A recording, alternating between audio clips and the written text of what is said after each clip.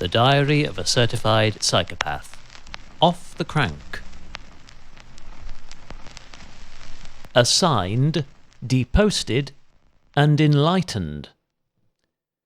More canny weaponization of gradients and gravity to weather the venomous upper gusts unleashed by March's monstrous metaphorical lion, which at the crack of this particular bluey-grey Monday dawn roared far louder than the distant snarl of motorized transport, piloted by mortals taking preemptive action to evade any pride-fueled and potentially injurious turf wars over T-junctions, penny roundabouts, priority parking spaces, and every square millimetre of tax-funded tarmac along Sussex's steadily receding coastline. After several false white alerts from the hyper-conscious motion sensor lights of Windlesham Gardens, triggered by immigrating snails, spiders spinning webs across a nearby drainpipe, woodlice scuttling between piles of damp kindling, and other active communities of creepy slideys, I gazed upwards to savour a spectacular skyscape of grey goose-down duvets drifting west at the mounting behest of their elemental commander, then baring their soft underside for Earth's stellar sage to line with luminous peach, turning dark dreams into radiant reveries. One other noteworthy highlight of this tangled scramble through the shades and shadows of nearby suburbia to ingest my therapeutically authorized hit of organic dopamine was the discovery of a solitary traffic cone filling in for an absent keep left sign. The repurposed piece of roadside furniture was stationed on the pedestrian crossing opposite our quirky seaside town's popular Bridge Inn and adjacent to its giant bike shop. According to one eyewitness account, a road maintenance engineer, whose company had been contracted to carry out the applicable repairs, installed the cone as a temporary solution,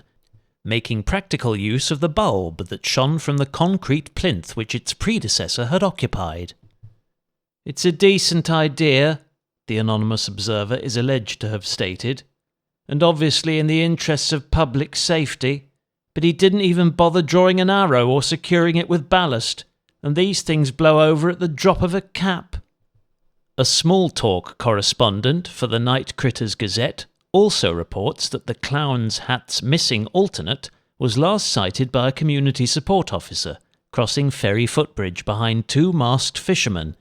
leading local authorities to conclude that it may have intended to immigrate to France by crossing the channel on a lobster pot, then spent the rest of its life as a rogue fugitive, directing European motorists to drive on the wrong side of their roads.